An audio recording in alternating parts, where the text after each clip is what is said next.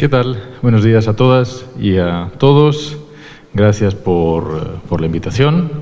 Así he podido acercarme por estos rumbos del Estado que no conocía.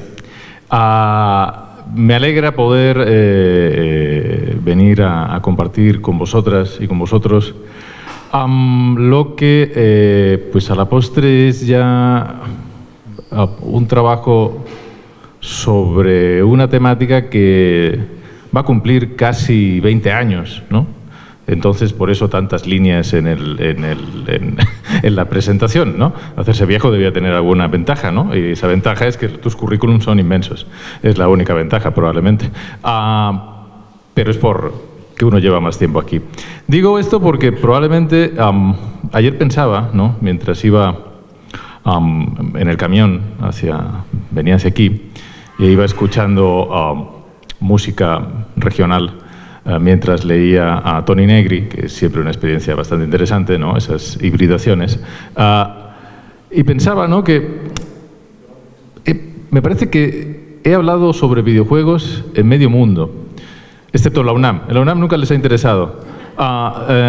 Me parece que o sea, en Uruguay, en Brasil, en España, en Austria, yo creo que todos los sitios, excepto la UNAM, ¿no? Nunca he tenido ningún interés en que hable de videojuegos, cosa que es muy representativa también de la institución, ¿no? Bien, os presento un poco la idea de la charla de hoy y desde dónde y hacia dónde quiero enfocarla, ¿no? No es una charla sobre el mundo de los videojuegos. Es una charla que utiliza la hipótesis de que el mundo de los videojuegos es un espacio, un campo, lo podemos denominar de muchas formas dependiendo cuál sea nuestro ángulo de acercamiento. En mi caso lo he utilizado siempre, el título de la tesis era bastante revelador, como un espacio de intersección donde podíamos pensar y trabajar cómo se estaban produciendo la intersección entre tres grandes conceptos, ¿no? Ahora que presentabais las estudiantes vuestros proyectos, ¿no? de titulación, vuestros proyectos de tesis, ¿no? Al final uno siempre le está dando vueltas a las mismas cosas, ¿no? Y se las está dando a través de diferentes ángulos, ¿no? Pero al final uno acaba dándose cuenta de que lo que le preocupó siempre, ¿no? Son 3 o 4 conceptos. En mi caso siempre han sido muy similares, ¿no? Discurso, subjetividad y poder. Probablemente estos tres conceptos son los que me han acompañado los últimos 20 años, ¿no? Entonces, aparecen y desaparecen, se contraponen a veces en órdenes diferentes, pero ese es la columna vertebral, ¿no? Seguramente desde donde hablo. Por eso, mi acercamiento a los videojuegos siempre ha sido pensado en qué condiciones se han constituido como un objeto de la cultura contemporánea, como un objeto de eso que hemos llamado cultura visual, pero a su vez en qué condiciones esa aparición ha producido también un sujeto propio a ese objeto, esa relación entre ambas cuestiones. Pero sobre todo, más allá de discursos, prácticas, objetos y espacios, fundamentalmente, cómo y de qué manera ejercían ese poder. Poder, obviamente, entendido como una práctica y no como una potencia, no como un atributo, sino como un ejercicio de él, ¿no? Es por eso que me atreví a poner este título escandaloso, porque hay que poner siempre títulos escandalosos. Recomendación a los estudiantes: pongan títulos muy escandalosos, eso les va a ayudar a abrir puertas. Ya después decid lo que queráis, pero el título ya quedó, ¿no? Entonces me atreví a poner este título tan escandaloso porque en el fondo creí que pues, representaba bastante bien el recorrido que quería hacer, ¿no? Por cierto, se lo pedí hacer a la cosa esta de la inteligencia artificial. Ya me bloquearon el botón, ya no me dejan hacer más carteles, me han quitado la opción.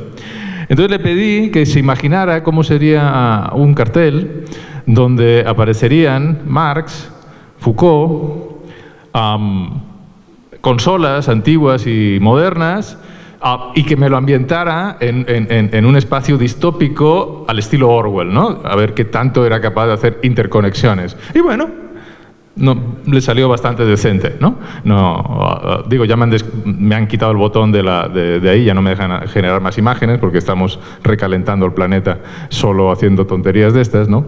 Pero bueno, la idea es, bueno, existe un diálogo o existe una relación entre las ideas de Marx y de Foucault. ¿Existe alguna relación o existe algún puente o alguna relación que pueda conectarnos algo aparentemente tan alejado como una práctica contemporánea, como es, y lo digo en el sentido muy amplio, el mundo de los videojuegos, es decir, los videojugadores, la forma de jugar, las prácticas, el contenido de los juegos, la propia industria, o sea, todo el conjunto de prácticas que entendemos hoy ya como el mundo de los videojuegos? O sea, ¿es posible conectar eso con llamémoslo así, una matriz que nos permita entender cómo operan ciertas formas sociales contemporáneas, partiendo de la idea, ¿no?, y partiendo de esa famosa afirmación en los 70 de Edward Said, cuando en aquel famoso texto del 76, Orientalismos, le lanza una pedrada sobre todo a los marxistas europeos continentales y dice que el capitalismo es sobre todo un sistema cultural. Bajo esta hipótesis de que el capitalismo es sobre todo un sistema cultural, probablemente todo lo que he hecho en los últimos 20 años tiene que ver en cómo poder generar formas de analizar prácticas culturales concretas que nos permitan hablar de esa matriz. Claro, hoy ya no estamos en aquel 1976, y lo que o a partir de ese momento en adelante, aquello que llamábamos como sistema cultural, capitalismo como sistema cultural, lo hemos llamado neoliberalismo, ¿no?, como una fase, no sé si posterior, pero sí solapada a eso que históricamente habíamos denominado como las prácticas del capitalismo. Obviamente eso lo hago ¿cómo? A través de ciertas herramientas tomadas del bastante ecléptico pensamiento Foucaultiano, ¿no? Y digo bastante ecléptico porque si alguien se ha molestado a leer a Foucault, ya sé que no es muy habitual, pero si alguien se ha molestado a leerlo, él siempre declaró y deseó que sus libros fuesen como una especie... ¿Recuerdan las películas antiguas de James Bond, ¿no?, cuando los mensajes, después de escucharse en un cassette, decían que se iban a autodestruir? Pues Foucault siempre decía que deseaba profundamente que sus libros se destruyeran después de ser leídos, para evitar ser convertido en un autor leído y estudiado decimonónicamente para explorar sus conceptos, ¿no? Entendía los libros y las ideas como herramientas fundamentalmente que permitían a otros tener sus propias ideas, ¿no? Obviamente no le hicieron ni caso, también dijo que no quería que se publicara nada después de su muerte y, como podéis ver, la mata sigue dando, ¿no? Pero bueno, son cosas que ocurren. Bien, entonces voy a intentar brevemente hacer una estructuración muy condensada de 3 momentos que nos permiten pensar cómo el videojuego objeto produjo su sujeto, el videojugador, la videojugadora. En esa idea de que no hay sujeto sin un objeto que lo cree. Por tanto, el conjunto de prácticas, el conjunto de relaciones que nos llevan al presente, ¿sí? La idea es llegar al presente, no solo hacer un recorrido histórico. Muchas veces, por eso hablo de retro gaming. Ayer me escribió una compañera de Difusión UNAM si podía hacer una entrevista sobre qué significaba arqueología de los videojuegos, ¿no? Bueno, alguien que tampoco ha leído Foucault. Bien, entonces, ahora sí, si podemos poner la primera diapositiva. El esquema nos lleva a un primer momento. Ese primer momento es, bueno, la historia de los videojuegos es muy antigua, ¿no? Ya es muy antigua. Nos remontamos a la década de los 50, 60, 70. Hay diferentes momentos, podríamos llamarlos fundacionales, ¿no? Pero este primer momento, que es el que funda un campo de objetividad, va a decir Michel Foucault, es decir, la construcción de un conjunto de conocimientos. Estamos en lo que Foucault denominaba como, o se ha denominado, él no lo denominaba, autores analizando su obra han denominado como la fase arqueológica que llega aproximadamente hasta vigilar y castigar, ¿no? Las palabras y las cosas. Realmente no existen esas fases, pero sí parece ser que Foucault en esos primeros años le interesa sobre todo que preguntarse en qué momento empiezan a producirse un conjunto de discursos sobre un objeto. ¿Y por qué le interesa eso? Porque ese es el momento donde se produce también, a través de este campo de objetividad, lo va a denominar, el sujeto del cual el objeto está producido, ¿no? Es por eso que le interesa. Es por eso que a mí me interesa sobre todo la década de los 80 y no tanto los 70, los 60, es decir, no irme al grado cero, el primer videojuego, no me interesa eso, ¿no? Me interesa un momento muy particular que considero que es la creación, la consumación de ciertas condiciones que permiten empezar a construir, ahora sí, esa práctica moderna que llamamos campo del videojuego, ¿no? Insisto, antes ya existía. Para que pueda condensarse en los 80 han tenido que pasar muchas cosas antes, ¿no? Hay que producir un saber sobre el videojuego, ¿no? Parto de la idea, perdón, no la dije, dejarme utilizar estas cosas antiguas llamadas libros, y me gustaría leeros una cita de Toni Negri, en este interesante libro que se llama Marx y Foucault, donde Negri recopila, ¿no?, su lectura tanto de Marx en los finales de los 70, principios de los 80, como del propio Foucault antes de su muerte, ¿no? Y dice una frase que me parece que enmarca perfectamente todo lo que vamos a hablar hoy, para que no perdamos nunca el hilo de esa foto no anecdótica de Marx en la portada. Dejadme un segundito y os leo la cita.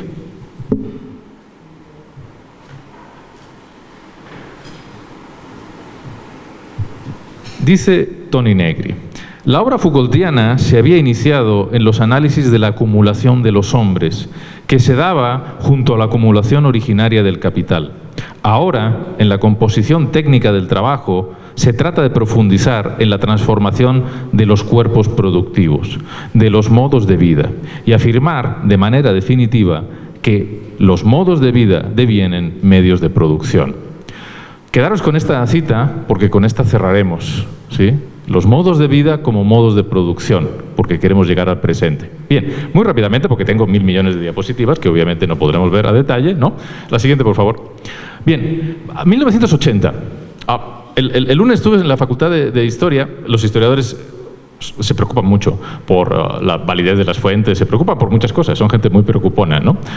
Y yo les decía, lo siento, no soy historiador, entonces yo no me preocupo por las mismas cosas que se preocupan ustedes, ¿no? Entonces, ni siquiera soy capaz de seguir cronología, salto, voy adelante, después vuelvo para atrás, ¿no? No me lo tengan en cuenta.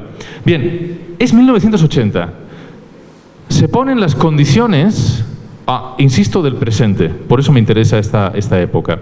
Podéis ver en pantalla una fotografía de los 3 primeros finalistas del primer campeonato de videojuegos en 1980, organizado por Atari. Atari es un personaje, una institución importante. Fijaros qué cosa tan interesante, es decir, este es arqueológicamente el antecedente más cercano que tenemos a lo que hoy es los eSports. Es decir, es la primera competición organizada de videojuegos. Y fijaos qué cosa tan interesante, por cierto. La persona que veis al medio, en el medio de la fotografía, es la ganadora, que empezó siendo un contendiente y acabó siendo una contendiente. Es decir, la primera ganadora del primer torneo de videojuegos es transgénero. Es la chica que veis en el medio. Por cierto, borrado de todos los libros de historia sobre los videojuegos, ¿sí? Porque hay cosas que no pierde la historiografía. Bien, estamos en 1980. No existe un campo de conocimiento sobre los videojuegos. Dejadme leer pequeños párrafos que tengo aquí anotados. Es la década de los 80, donde el videojuego comienza a constituirse como una tecnología y artefacto de consumo. Un fenómeno inscrito en el tejido de los discursos sociales y culturales de los jóvenes. No hay un único punto de partida para esa discursivización, del mismo modo que no existe una fecha inaugural para su aparición tecnológica. Lo que encontramos, en cambio, son múltiples momentos de problematización donde el videojuego se desliza desde la esfera de lo puramente lúdico hacia el campo de lo social, lo político y lo moral, y se convierte en objeto de un saber, alineado a ese binomio conceptual de la modernidad occidental denominado normalidad y patológico. Bien, Esto es totalmente anecdótico, ¿sí? Es decir, no existe todavía un campo, una industria del videojuego. De hecho, hay una diferencia muy light todavía entre... No ha aparecido el mundo de la computación. Es 1980. En el 81 IBM saca su primer personal computer. No va a ser hasta 1984, en el intermedio del Super Bowl de 1984, cuando Apple Computer, a través de contratar a un famoso director de cine, Ridley Scott, lanza su famoso comercial donde presenta una nueva computadora revolucionaria, Macintosh, la primera con una interfaz gráfica. 1984. Aquí estamos todavía en 1980. Estamos en la era de las famosas cajas de madera, ¿no? De las famosas máquinas recreativas arcade. Bien, el siguiente, por favor. Este es un momento mucho más importante. Este personaje que veis aquí es un personaje detestable. Es el cirujano general de los Estados Unidos en la administración Reagan, el almirante Charles Everett Kopp. Y digo una persona despreciable porque es responsable, entre otras cosas, de haber detenido los fondos de investigación para el SIDA en la época, al considerar que el SIDA era una enfermedad de homosexuales y por tanto no había que invertir dinero. Hoy no vamos a hablar de esas infames cosas del doctor Everett Kopp, sino de una famosa conferencia que da en 1982 en la Universidad de Pittsburgh, donde dice, abajo, os lo leo yo porque no se acaba de ver bien, dice: solo tenéis que observar a un joven jugando un videojuego y estudiar su comportamiento, su lenguaje corporal o incluso los ataques directos a partes físicas del juego o a la pantalla de la televisión para comprender lo profunda que es su conexión. Hasta aquí está describiendo a una serie de jóvenes golpeando un botón y moviendo un joystick en aquellas famosas arcades. Pero lo importante viene después, porque en esa misma conferencia el doctor Everett Kopp afirma que los videojuegos es una de las 3 principales causas de violencia y desintegración familiar en los Estados Unidos, junto con la televisión y las dificultades económicas. Y este es un punto muy interesante, porque en 1982 no existe un solo estudio sobre esa temática. Es decir, ¿de dónde sacó esa información para que un personaje que está a la altura de un secretario de salud en los Estados Unidos se pare en una universidad o una conferencia a decir una cosa así? No existía ninguna información, no había ni un solo estudio. Es el momento donde se va a empezar a producir un campo de objetividad, un saber sobre el videojuego. Va a ser inmediatamente después. Dejarme leer alguna cosa más. Como os decía, la declaración no es un simple juicio moral, sino es un acto de producción de verdad, que limita un campo de problematización, situando al videojuego en un conjunto de relaciones sobre el saber posible del objeto, más allá de lo tecnológico y de lo lúdico. La siguiente, por favor. Es al año siguiente. De hecho, son meses después. La Universidad de Harvard, es ahora que le han dado su buen machetazo a la matrícula de estudiantes extranjeros, patrocinado por Atari, exactamente la misma que patrocinó el primer campeonato nacional de videojuegos, organiza el primer coloquio, conferencia, donde se presentan las primeras investigaciones sobre el mundo del videojuego. Es 1983, un año después de la afirmación del Charles Everett Kopp.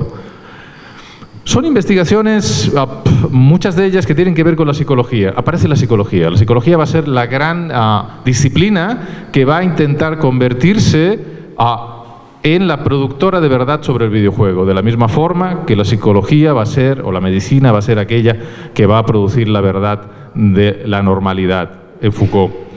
La mayoría de estudios son muy precarios, prácticamente muchos de ellos tienen que ver con la cuestión de la coordinación mano-ojo, ¿no? Pero si algo tienen en común esos estudios es que todos ellos acaban en conclusiones donde no existe evidencia empírica para ellos, en ese momento, de que el videojuego produzca ningún efecto negativo. ¿Sí? Empiezan a aparecer textos. Tenéis ese de ahí abajo, el libro Men and Play del matrimonio Loftus, donde empieza a delinearse algo que va a seguir construyéndose en la siguiente década, que es fundamental. Ese libro se basa fundamentalmente en la construcción de una futura subjetividad, de un sujeto, el videojugador. Y todo el libro está articulado en cómo debe ser un videojugador normal, es decir, un videojugador saludable. Cómo debe ser jugar de forma saludable, con lo cual hay un total paralelismo con otras prácticas sobre la salud fuera del mundo del videojuego. Lo que veis al lado es un famoso artículo de 1985, 86, ¿no lo veo bien? 86 pone, ¿verdad? También muy famoso en relación a la cuestión, es de los primeros estudios psicológicos en relación al mundo de los videojuegos, ¿sí? Entonces, empezamos en esa década de los 80, por eso me interesaba la construcción de un campo de objetividad, la producción de un saber sobre el videojuego. Y ese saber sobre el videojuego tiene que ver no solo la cuestión de cómo se inscribe un jugador normal y uno patológico, sino cómo se inscribe todo el conjunto de relaciones posibles de el videojugador con el mundo, no solo con el juego. La siguiente, por favor. Es 1983, por cierto. Se constituye la primera selección nacional de videojugadores en Estados Unidos. Fijaros, con toda la estética, al año siguiente fueron las Olimpiadas en Los Ángeles, en el 84, ¿no? Entonces tenía toda una serie de estética de las Olimpiadas, con la antorcha olímpica. Esto es una famosa fotografía del equipo nacional en San Diego, si no recuerdo mal.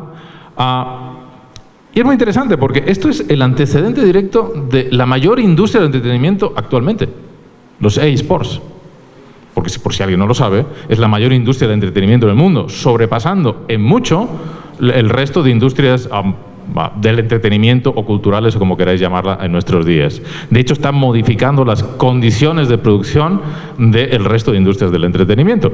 Bueno, su antecedente lo tenéis aquí al frente. La siguiente, por favor. Es decir, son pasos, son pequeñas prácticas que van constituyendo eso que denominamos un campo de conocimiento, pero no solo porque un conjunto de disciplinas empiecen a decir o a producir una verdad sobre el objeto, no, sino porque empieza a convertirse en una práctica cultural extendida y que, por tanto, está viva. Esto es otro momento interesante, muy interesante en términos de la incorporación de los videojuegos al campo cultural. Es 1986 y Takayashi Meijin y Moyuri Meijin, dos de los mejores jugadores de videojuegos japoneses, se enfrentan en televisión. Es decir, es la primera vez que se retransmite en televisión una partida de videojuegos. Insisto, estamos haciendo arqueología del presente, es decir, lo que hoy denominamos como eSports, lo que hoy denominamos como el lugar donde cientos de millones de personas se reúnen para ver jugar a otros, inicia literalmente en 1986, cuando se retransmite por televisión por primera vez una partida de videojuegos. De hecho, podéis encontrar un montón de vídeos en YouTube de estos personajes, en especial Takayashi, si no recuerdo mal, porque tenía una técnica especial para golpear botones. Entonces hay toda una serie de investigaciones de la época de cómo le hacía para... Recordad, estamos hablando de la época de las arcades todavía, ¿sí? La siguiente, por favor. No solo tenemos prácticas, sino que tenemos un conjunto muy amplio de fuentes. Problema con las fuentes en relación a la historia del videojuego. Claro, el videojuego no es importante, el mundo del videojuego no es importante, con lo cual todo lo que se iba produciendo, pues nadie lo iba literalmente archivando, recordad, ¿no? El problema historiográfico viene de ahí. ¿Qué conservamos? ¿Por qué lo conservamos? Nadie se molestó en conservar nada que tuviera que ver con el mundo de los videojuegos, porque no era importante, ¿no? Bien, tenemos productos de esa cultura popular, como son las revistas, ¿no? Recordad, las revistas eran lo que hoy son los espacios virtuales y digitales de interacción entre jugadores, ¿no? Hay una revista muy particular que he estado estudiando los últimos tiempos, que se llama Micromanía, ¿no? Fue una revista, en el contexto español, que fue extremadamente longeva. Empezó a publicarse en el año 1985, en este momento que os estoy hablando, y se extendió hasta prácticamente el año pasado, donde dejó de publicarse. En los últimos años ya era solo digitalmente, ¿no? Pero es muy interesante porque es un registro vivo de muchas de las cuestiones que en la década de los 80 y los 90 fueron constituyendo este campo de objetividad, ¿no? Yo me he interesado trabajar sobre todo en ese periodo 85-88, La revista tenía algo diferente de otras revistas. Había otras revistas, sobre todo las que van a aparecer después, que estaban vinculadas a las marcas, Club Nintendo, ¿no? O sea, revistas vinculadas a una consola o a una marca. Pero esta empezó en un mundo donde eso no existía y fue desarrollándose en un espacio híbrido donde le fue dando cobertura sobre todo al campo de las computadoras y los videojuegos y no tanto el de las consolas, ¿no? Pero sobre todo en ese periodo, 1985-88, no existe un campo del videojuego doméstico. Está empezando a aparecer. Pero lo interesante de las revistas, porque las revistas fundamentalmente en un lugar donde se publicitaban videojuegos, consolas y se querían vender cosas, porque la editorial Hobby Press también se dedicaba a vender consolas y videojuegos, ¿no? Con lo cual el objetivo era vender, encontramos rastros muy interesantes de cómo se está constituyendo ese campo de conocimiento. La siguiente, por favor. Esta era la portada, ¿no? La de la derecha, donde aparece Batman, es de septiembre del 86. La revista empezó poniendo portadas, y esto es interesante decirlo, es decir, estamos en 1985. No, las consolas se conectan a la televisión de casa. Estamos hablando de que vemos cuadrados grandotes, píxeles, y con mucha imaginación vemos formas y personajes. Entonces, claro, ¿cómo es que se construían estas revistas? Hoy nos imaginamos las revistas de videojuegos con pantallazos, imágenes de los juegos, pero en aquella época no se podía, porque literalmente no se hubiese visto nada. Con lo cual, está más cercano a un fanzine, está más cercano a un cómic que no a una revista moderna de videojuegos. Por eso vemos que a partir del cuarto o quinto número, donde intentaron recrear con dibujos lo que se veía en las pantallas, decidieron empezar a hacer referencias a otras cosas. Veis al famoso Batman, un Batman más parecido al Batman de los 60 que al Batman que va a constituirse después de las películas de Tim Burton. Y del otro lado tenéis otra portada muy memorable, que es de marzo del 88, de un famoso juego llamado La Abadía del Crimen. ¿Alguien ha oído hablar de La Abadía del Crimen? Claro. Bueno, pero sí habéis oído hablar del Nombre de la Rosa, ¿verdad? Y de Umberto Eco. Bien, La Abadía del Crimen es la adaptación de la novela de Umberto Eco, El Nombre de la Rosa. Pero por no pagar derechos de autor, ya sabéis, nadie quiere pagar derechos de autor, le cambiaron el nombre. Por cierto, no de forma gratuita. La Abadía del Crimen era el nombre original que le quería poner Umberto Eco a la novela. Y al final el editor le dijo, eso no, ponle otro nombre. Y entonces decidieron poner ese, pero como no estaba registrado, pudieron ponerlo sin pagar.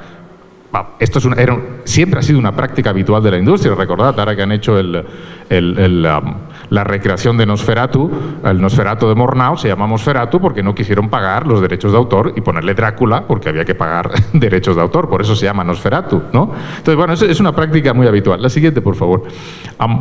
Bien. Trabajo con esos archivos digitales, los filtramos, hacemos investigación cualitativa. Este es una representación visual de cómo se ve el campo de los videojuegos en 1985. Estas son todas las consolas que están en circulación, como mínimo en España, hay más. Tenemos Spectrum, Sinclair, la MSX de Toshiba, Sanyo, Commodore, Amstrad. Todas las marcas sacan su consola. Consola que además se vende como un potencial computador, porque podemos cargarle. Por cierto, para los que no... estamos hablando de arqueología, ya sé que no habíais nacido en esta época, con lo cual no tenéis por qué saber nada. El formato en el cual se jugaba eran cassettes de esos que se enrollaban con el lapicero, ¿sí? Entonces estamos en una etapa literalmente muy arqueológica del mundo de los videojuegos. No han aparecido todavía las unidades de memoria, no han aparecido todavía los cartuchos, ni los disquetes. Eso va a aparecer en los siguientes años, pero todavía no está en esa industria, ¿no? Con lo cual el ecosistema es muy complejo. Este ecosistema va a desaparecer pocos años después. Va a haber una concentración de la industria en muy pocas marcas, ¿no? y dispositivos. Pero muchas veces cuando hablamos de la crisis de la industria de los 80, lo leemos en los libros, pero difícilmente podemos demostrar qué pasó, o qué había, o cómo desapareció. La siguiente, por favor.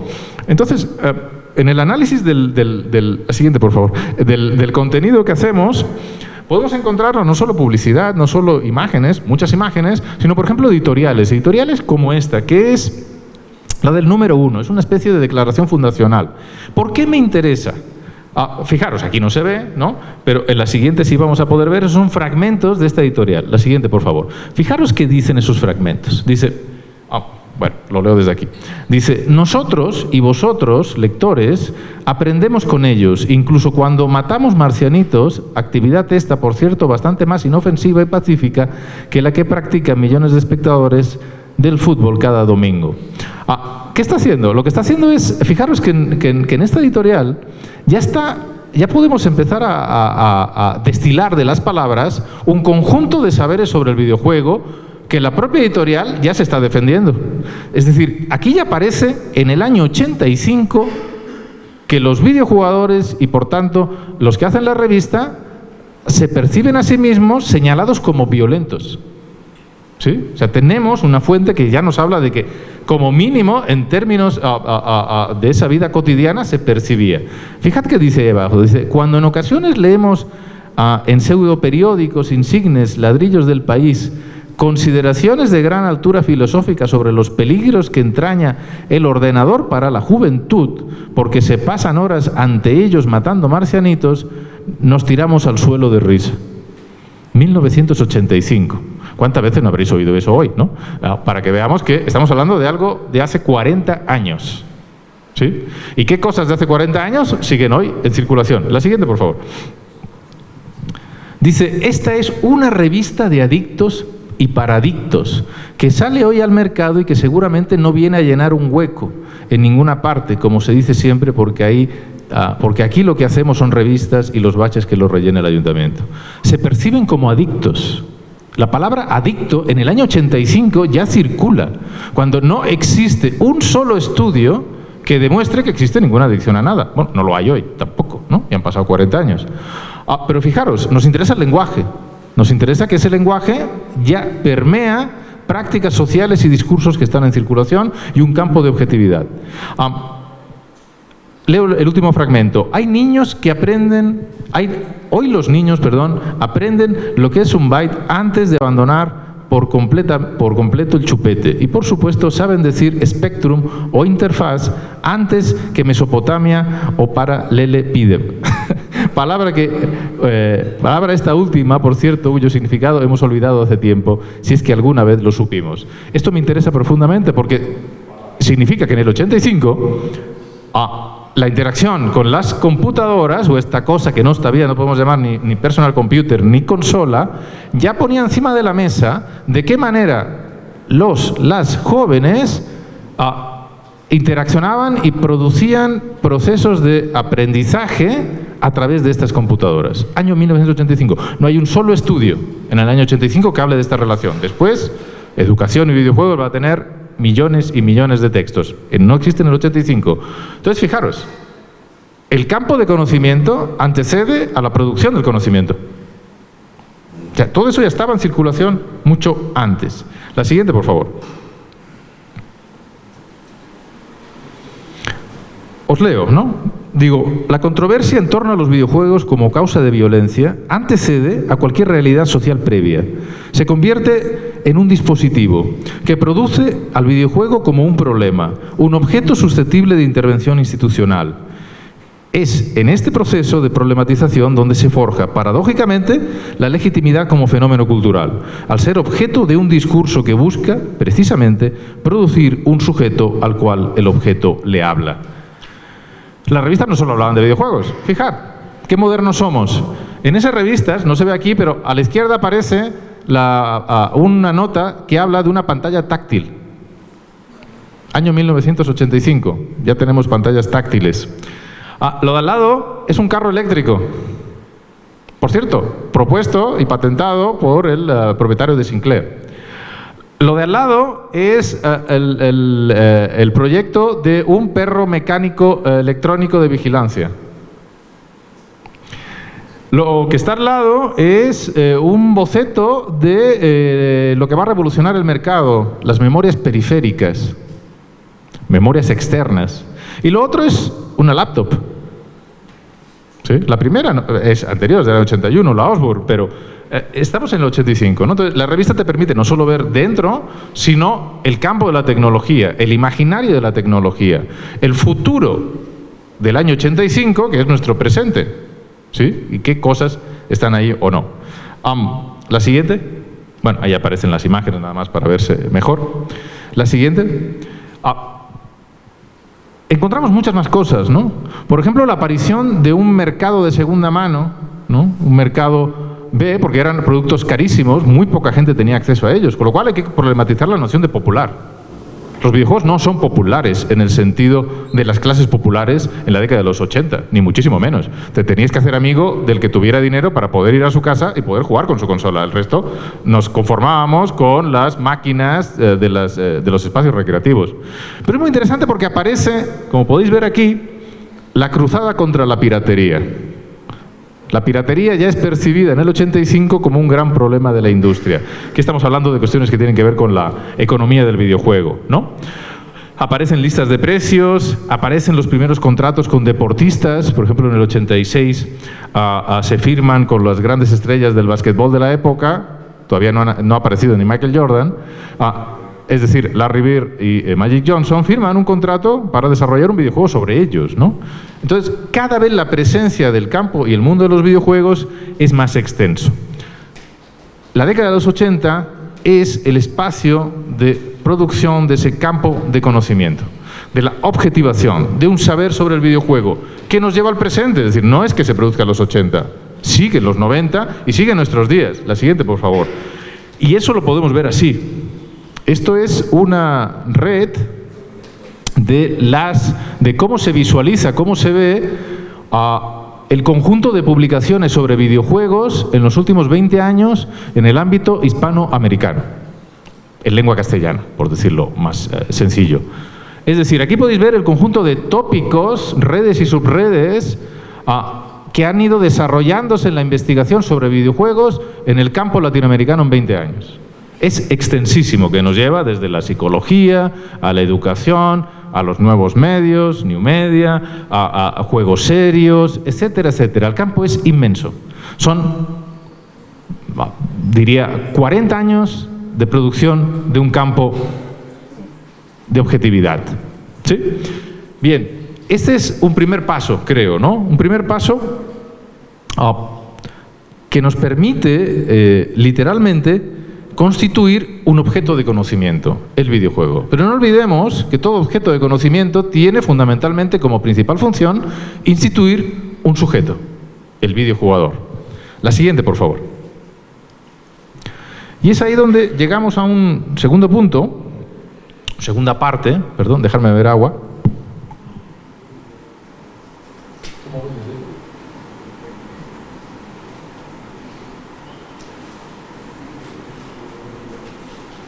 Ya hablo rápido y que quiero ir rápido, pues podéis imaginar. Bien, no solo tenemos un sujeto, ese campo de conocimiento funda un sujeto, el videojugador, sino que el siguiente momento tiene que ver con la constitución de un ejercicio de poder sobre no un sujeto, sino sobre el conjunto de sujetos. Es decir, hablamos de una gobernabilidad, de lo que hemos denominado como una biopolítica, que no es exactamente lo mismo que un biopoder, no utilicéis como sinónimo. La biopolítica tiene que ver con la gestión, precisamente, con un conjunto de prácticas sobre, ahora ya no tanto el conocimiento de ese objeto, sino un campo de relaciones, es decir, qué instituciones, sujetos, grupos, a través de esa verdad, de ese conocimiento generado, intentan literalmente apoderarse no del objeto, sino del conjunto de sujetos generados por el objeto. Es por eso que aparece la noción de gobernabilidad. ¿Sí? Ese control lo vamos a ver. No hay un momento determinado, ¿no? Por eso no es que no haya gobernabilidad en los 80, es que es mucho más difícil porque todavía no se ha producido ese proceso. ¿La tenemos a final de los 80? Probablemente sí. ¿La tenemos en los 90? Seguro sí. La tenemos hasta nuestros días y está constantemente mutando. Pero ya a partir de los 90 tenemos elementos muy claros en ese campo de relaciones. Aparecen ya una serie de personajes, disciplinas y sujetos e instituciones que tienen como principal objetivo el control del discurso de la verdad del videojuego. ¿Cuál es esa verdad? El jugador sano, el juego sano, el juego adecuado, ¿sí? La siguiente, por favor. Entonces empiezan a instituirse una serie de discursos sobre ese videojuego, pero más que discursos, prácticas. Nos interesan no tanto el conjunto de enunciaciones de un conocimiento sobre el videojuego, sino el conjunto de prácticas relacionadas con esas enunciaciones. Por eso le llamamos, Foucault denominaba la noción de práctica discursiva.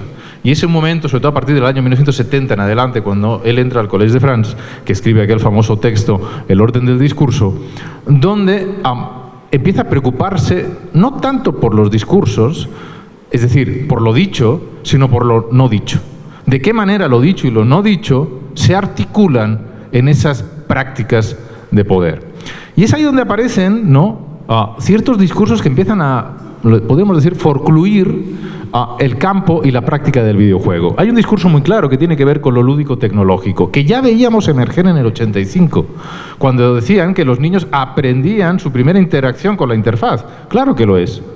Mucho antes de llegar a la escuela ya están aprendiendo a vivir en ese mundo de pantallas e interacciones y interfaces gráficas a través de infinidad de dispositivos, ¿no? Pero no solo aprenden a moverse, aprenden a pensar la lógica de esos dispositivos.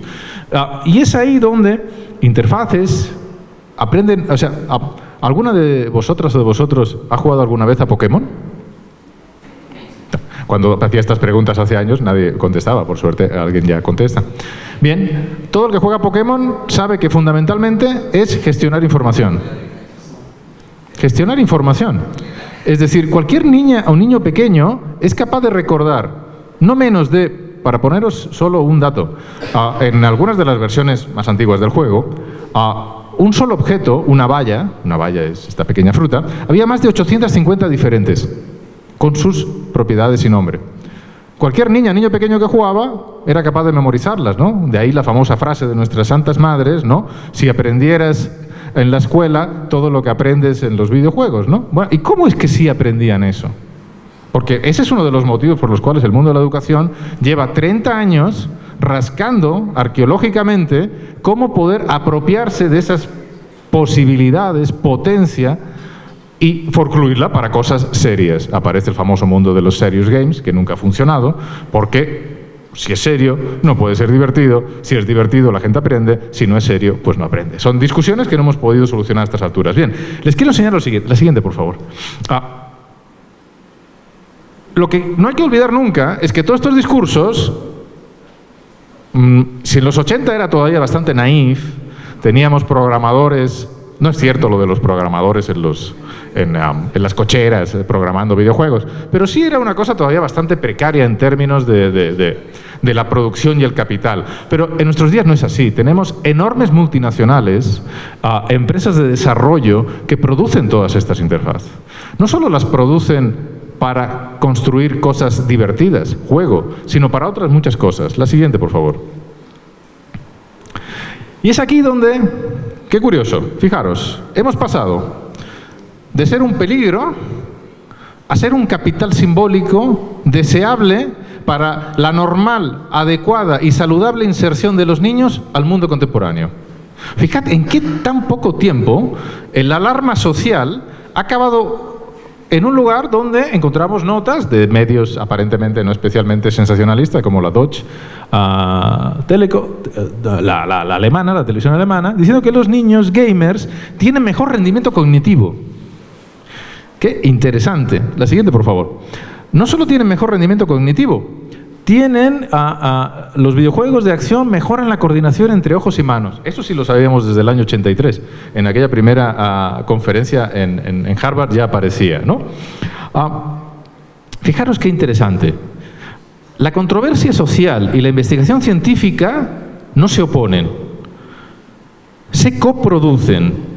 Es precisamente en el cruce entre el miedo y el saber, entre la condena moral y la objetividad científica, donde el videojuego se constituye como un objeto de discurso, un fenómeno cultural cuya existencia está tan anclada en los circuitos del entretenimiento como en los dispositivos de regulación del sujeto al que le habla y produce. Así que hemos pasado de la condena moral a ser deseables. Pero claro, son deseables en el momento que han sido controlados, nombrados, discursivizados y producidos una verdad de cómo debe jugarse adecuadamente y para qué. Ese para qué es muy importante. Porque ese para qué dice que los videojuegos son un fabuloso entrenamiento para lo que vendrá después. ¿Pero qué es lo que vendrá después? La siguiente, por favor. ¿Quiénes han producido ese discurso, no? Porque no solo tenemos a los psicólogos, que son muchos, pero tenemos a más gente produciendo discursos sobre la verdad del videojuego. Tenemos a pedagogos, como os decía, tenemos juristas, ¿no? La siguiente, por favor. No sé si habéis visto este tipo de imágenes. ¿Alguien ha visto este tipo de imágenes? Aparecen en todos los videojuegos, ¿no? Esta es la clasificación europea. Seguramente vosotros habéis visto la siguiente. La siguiente, por favor. Que es la versión anglosajona, nacida en Estados Unidos, ¿no? Dicen lo mismo, dicen cosas diferentes. La pregunta es, ¿cómo creéis que un videojuego llega a tener una de estas etiquetas? ¿Alguien se lo imagina? Pues hay pues yo supongo que debe de haber alguien que controle como esas clasificaciones dependiendo del contenido del videojuego y pues es los que le dan esa clasificación al juego. Claro, en el caso europeo es a nivel europeo donde todas las desarrolladoras de software de videojuegos, cuando quieren registrar, publicar y poner en circulación un videojuego, tienen que contestar, en aquella época, hace unos años, una batería de más de 300 preguntas. Dependiendo del resultado de esa batería, se les otorgaba una clasificación. ¿Qué miden? Si aparecen o no imágenes reales, violentas, lenguaje, sexualización, etcétera, etcétera, ¿no? Pero la pregunta adecuada no es esa. La pregunta es, ¿quién puso los límites? ¿Quién produjo la verdad de esas categorías de edad? ¿Qué es considerado adecuado o no adecuado en relación de la edad, ¿no?, con la cual nos relacionamos? Bien, en el caso europeo, que era la clasificación anterior, pero bueno, es lo mismo, muy similar en Estados Unidos, esta es la clasificación que se utiliza en México, son asociaciones, es decir, se consulta, esas reglas fueron formuladas a través de consultar a especialistas en pedagogía infantil. Saber. Especialistas en derechos de la infancia, asociaciones de padres y madres, ¿sí? Todos estos grupos e instituciones acaban poniendo y decidiendo qué es aceptable y normal ver y hacer en un videojuego dependiendo de la edad que tengamos. Claro, ¿qué van a hacer las desarrolladoras de videojuegos? Lo que les interesa fundamentalmente es tener títulos que sean catalogados para todos los públicos. Con lo cual, sabiendo cuáles son las reglas, por lo general se las saltan. Realmente son muy pocos los juegos diseñados y puestos en el mercado para mayores de 18 años o para todos los públicos, porque reducen de alguna manera su público. La siguiente, por favor. Por cierto, en nuestros días ya no tiene sentido solo hablar del mundo de los videojuegos como el mundo que se desarrolla a través de ciertas empresas que desarrollan videoconsolas. La mayoría de los videojugadores y videojugadoras en el mundo no tienen una consola. Ni la han tenido nunca, ni la van a comprar nunca. Juegan a través de ¿qué? De sus dispositivos celulares. Hemos pasado de el jugador hardcore, es decir, aquel que dedicaba decenas de horas a la semana al mundo de los videojuegos, al jugador casual, aquel que está esperando un rato a que su tutor o tutora de tesis lo reciba para sus comentarios y en lo que lo recibe, pues hace una partidita, ¿no? Bien, ese es el mundo actual, ¿no? Con lo cual tenemos otras clasificaciones, las vais a encontrar en vuestros propios celulares cuando intentáis descargar un juego, ¿no? Todo esto aparece. La siguiente, por favor.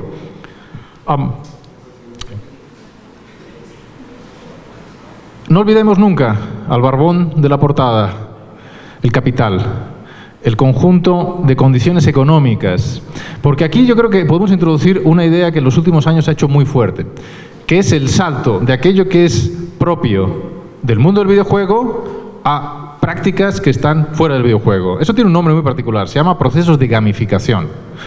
¿Cómo hacemos divertido y entretenido aquello que es no diré por naturaleza, pero es fundamentalmente aburrido, tedioso o desagradable, ¿no? Y ahí aparecen una serie de cuestiones. ¿Cómo sacamos todo aquello que aprendimos y que funcionaba dentro del mundo de los videojuegos fuera de él? La siguiente, por favor. Y ahí es donde aparece toda una serie de prácticas que son cuanto menos perturbadoras. Nos vamos acercando al presente, ¿sí? Que es la intención de la charla de hoy. Estos son toda una serie de juegos reales que se utilizan para gamificar las empresas, gamificar el trabajo, ¿sí? Y es muy interesante cómo son tipificados y definidos estos juegos. Estos juegos son utilizados sobre todo por empresas grandes, multinacionales y no tan grandes, para que sus trabajadores y trabajadoras realicen tareas como si no fuesen una tarea. Es decir, establecer una serie de dinámicas propias del campo del videojuego y de la ludicidad, pero en tareas que no lo son. No solo el mundo del trabajo, también la administración pública, etcétera, etcétera. La siguiente, por favor. Por ejemplo, el primer juego se llama Challenge. Ya está bien. Ese primer juego se llama Challenge. Fijaros cómo se presenta el juego. Dice, competitividad a través de la formación. Yo pensé que la formación era otra cosa. Ahora también hay que competir por la formación. Dice, juego de competición entre varios jugadores que simula una tanda de penaltis. Preguntas y ranking por temáticas. Los jugadores deben retarse entre ellos. Lo que faltaba, ¿no? Que las empresas, los trabajadores tuviéramos que retarnos los unos a los otros. Competitividad y rivalidad por puestos. Bienvenidos a la selva. Nos acercamos a las heterotopías de las que hablaba Michel Foucault. Ideal para dinamizar eventos y reuniones, mejorar la formación y fomentar la competición en un equipo. Yo no me imagino una reunión de departamento ahí en la UNAM con mis compañeros de trabajo jugando a esto. La verdad, no, eso no iba a acabar bien de ninguna manera. Pero fijaros cómo de repente lo que encontramos es que aquello que era propio de un juego, de un entretenimiento, ha sido puesto a producir. Ya tenemos una subjetividad que ha sido producida por ese objeto y ahora lo que hacemos es reconectarla con otras prácticas de producción de subjetividad, que probablemente en el presente denominamos como el sujeto neoliberal. El sujeto neoliberal no es una producción del mundo de los videojuegos. El mundo de los videojuegos ha colaborado, yo creo, crucialmente en las condiciones de posibilidad de esa subjetividad, pero no es ni mucho menos la única producción. La siguiente, por favor. Otro juego que se llama Roleplay, simulación virtual de situaciones reales. Dice, se presentan contenidos y usuarios toma decisiones, solo al final el usuario sabe cuál es el camino óptimo, entrenamiento de habilidades, ¿no? Fijaros cómo hay todo este lenguaje muy particular. Voy cerrando. La siguiente, por favor.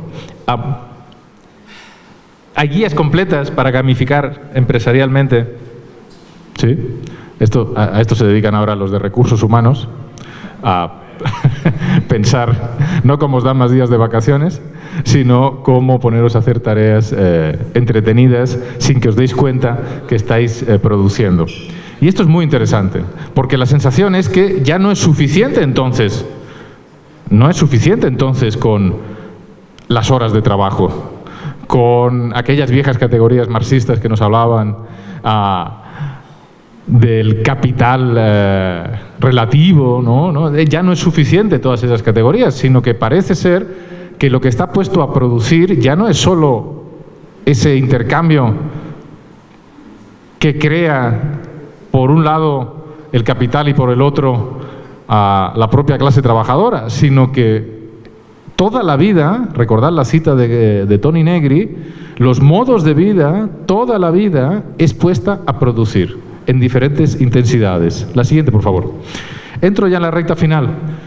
Si la primera parte hablábamos de ese campo de objetivación, del saber, si en esa segunda parte hablábamos de un campo de fuerzas, ¿no? Del poder sobre ese objeto y por tanto también sobre esa población que denominábamos videojugadores, Foucault termina los últimos años de su vida pensando fundamentalmente en qué parte tenemos que poner nosotras y nosotros para que todo este mecanismo, este objeto sin sujeto, o esta estructura, perdón, este sujeto sin objeto, esta estructura sin sujeto, pueda funcionar. Y es ahí donde, ya que hace un momento hablaban de Gramsci, ¿no?, es importante recuperar precisamente esa categoría, ¿no?, de cómo el capitalismo es un sistema cultural y cómo su capacidad de supervivencia consiste precisamente en poner a producir esa cosa aparentemente invisible, transparente,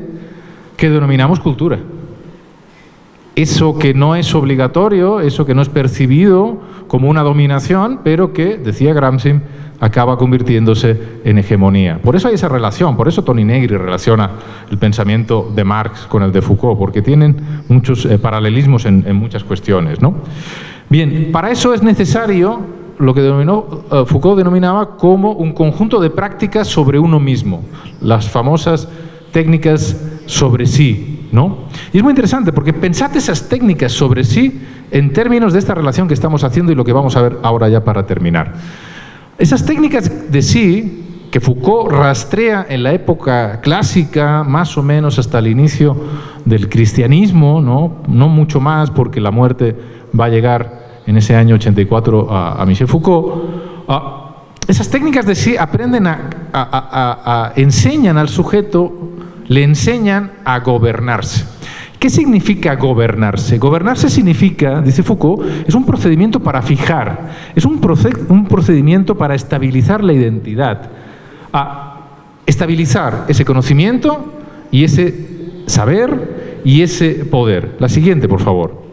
Esas técnicas de sí, esas técnicas que nos permiten, nos enseñan a gobernarnos, dice Foucault, en su rastreo, sobre todo en la época clásica, que adquieren prácticas muy concretas. Y ahora pensad si esas prácticas tan concretas las seguimos aplicando hoy, ¿no? Foucault encuentra, más bien, que esas técnicas de gobernarse funcionan a través de ciertas prácticas concretas como el trabajo permanente, la compañía de otros y un proceso constante de desaprender. Quedaros con esas tres ideas, ¿no? Es decir, ¿qué hacemos o con qué resuenan esos conceptos? La siguiente, por favor. Y con eso llegamos a las heterotopías. Recordad, las heterotopías eran esos espacios límite, de frontera, la cárcel, la prisión, ahora que no nos oye nadie, la escuela, la universidad, ¿no?, donde ese sujeto carcelario, ¿no?, era producido, domesticado y controlado por ese régimen biopolítico, ¿no? Y me interesaría centrarme en uno, para cerrarlo, en relación de lo primero que vimos. Me gustaría llegar al campo de los eSports. Os voy a mostrar unos fragmentos de entrevistas a videojugadoras y videojugadores profesionales aquí en México, ¿sí? Y fijaros cómo describen su vida. Y voy a volver ahora a la cita de Toni Negri para que la leamos en relación de lo que vamos a leer ahora.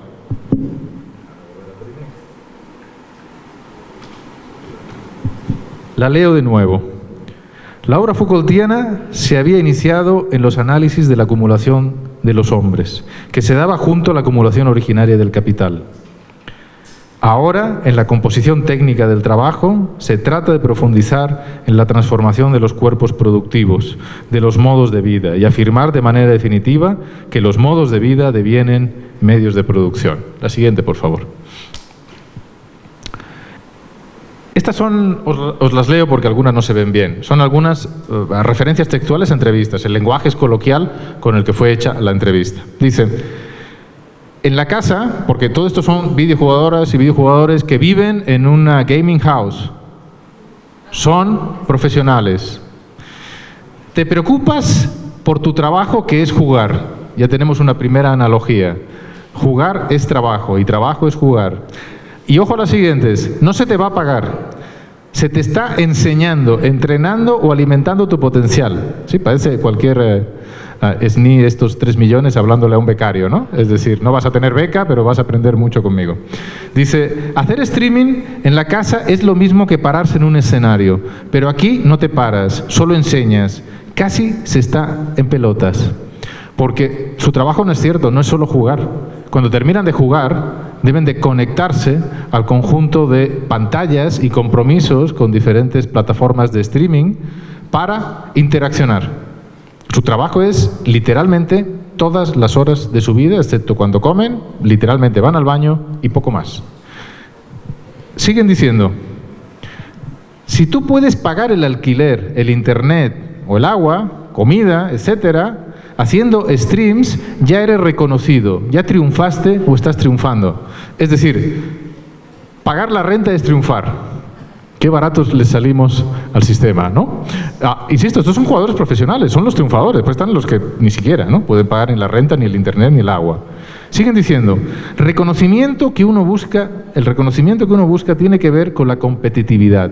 Cuando estamos compitiendo es también entre nosotros, como equipo. Es ver quién tuvo más asistencias, es ver quién tuvo más kills, quién fue más útil. Mientras mejor juegues, más te alaban y te reconocen. Toda una economía muy beberiana, muy basada en el prestigio. Y el prestigio puede monetizarse, ¿no? Una cuestión muy beberiana. Se califica quién fue el mejor de los peores, porque de alguna manera tienes que ganar. De alguna manera tienes que ganar. No nos vamos o desconectamos hasta que ganamos. Sabes que tienes que ser o vender una imagen. La gente te va a ridiculizar, se va a burlar de ti, te pagan hasta por lástima. Es una forma de generar y hacer público contigo. Insisto, estos son los que les va bien, ¿eh? No, o sea, no los que les va mal. Dice, ganancias de stream y todos siempre usan una segunda plataforma. En el caso de la mayoría de las mujeres, se usan donde venden contenido. De hecho, hacen más dinero vendiendo imágenes disfrazadas, cosplay, que jugando videojuegos. Después hay todo un mercado negro. Un mercado negro donde, por ejemplo, el famoso busting, ¿no? Donde, gracias, lo que hacen es, a través de que alguien les paga a través de su cuenta, subir de nivel en algún juego su propio avatar o personaje, ¿no? Les cobran $10, $20, con eso le van haciendo. Aparte tienen los compromisos con las diferentes plataformas, Facebook, YouTube, Twitch. Partners, les dicen. No sé en qué son partners, pero tienes que hacer horas y cumplir con esas horas para que se te pueda pagar. Estés bien o estés mal, triste o feliz, con tiempo o sin tiempo, tienes que cumplir no solo con tus horas de entrenamiento y trabajo, tienes que cumplir con las horas de stream, porque si no, no hay paga, y si no hay paga, pues no puedes pagar la renta, claro. Solamente productivo y de espectáculo, ya está fuera de lo que un juego debe ofrecer. El juego desapareció. Nadie que está dentro de una gaming house percibe el juego como un juego. Se ha convertido en la explotación total de sus vidas, de sus modos de vida. Su modo de vida era el videojuego. Su videojuego, el modo de vida ha sido producido y, por tanto, hecho un medio de producción. Sus vidas se han convertido en medios de producción. Y ahora sí, ya para terminar la última, que no se ve muy bien, pero no sé si alguien se acordará de nuestro... Antes de que se convirtiera en nuestro... ¿cómo le llaman? Bueno, ya lo corrieron, o se fue él del gobierno de Donald Trump. Ha durado... eso, ¿no?